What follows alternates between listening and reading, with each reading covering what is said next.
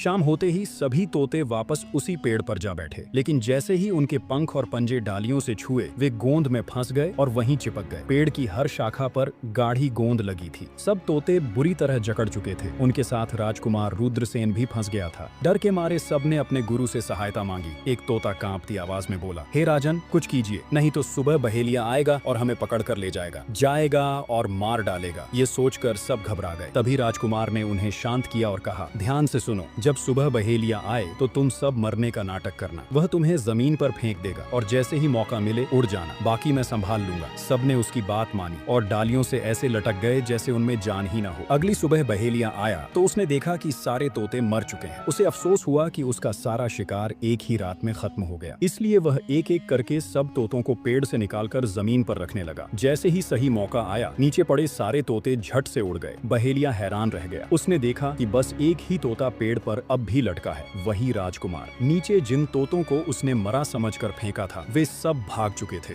बहेलिया बड़बड़ाया, ये सब मिलकर मुझे धोखा दे गए। उसने पेड़ की ओर देखा और गुस्से में बोला, ये सब तेरी ही चाल है। चलो अब मैं तुम्हें लेकर रानी के पास जाऊंगा और वहाँ बेच दूंगा। मुझे 1000 सोने के सिक्के मिलेंगे। ये सोचकर बहेलिया खुश था। वह उस तोते को लेकर चल पड़ा। रास्ते में तोता बोला, तुम मुझे कहाँ ले जा रहे हो? बहेलिया हंसते हुए बोला, रानी के पास बेचने 1000 सोने के सिक्के मिलेंगे। तोता बोला, अगर मैं तुम्हें 5000 सोने के सिक्के दिला दूं तो क्या तुम मुझे रानी को नहीं बेचोगे? बहेलिया चौंका और बोला, तू मुझे 5000 सोने के सिक्के दिलाएगा? कैसे? तोता कहता है कि राजा धर्मपाल वही है, मुझे उसी के राज्य में बेचो, मूल्य मैं स्वयं बताऊंगा। बहेलिया उसकी बात मान लेता है और रानी के पास बेचने की जगह राजा के राज्य के मेले में तोते को बेचने चला जाता है। और राजा धर्मपाल के राज्य में यह नियम था कि अगर किसी व्यक्ति का सामान शाम तक नहीं बिके तो वह राजा स्वयं आकर उसे खरीद लेता था। बहेलिया उस तोते को लेकर बाजार में पहुंचा हुआ था। जब कोई व्यक्ति उस तोते को खरीदने आता है और पूछता कि यह कितने का है तो बहेलिया कहता है, तोता अपना दाम स्वयं बताएगा। तब वह तोता अपना दाम इतना बता देता कि कोई भी व्यक्ति उसे खरीद ही नहीं पाता। ऐसे ही करते करते शाम हो गई और सभी अपनी अपनी दुकानें समेट कर चले गए। पूरा बाजार अब खाली हो चला था। बस एक कोना था जहाँ बहेलिया और उसका तोता अब भी बैठे थे। उधर राजा धर्मपाल ने अपने सिपाहियों को आदेश दिया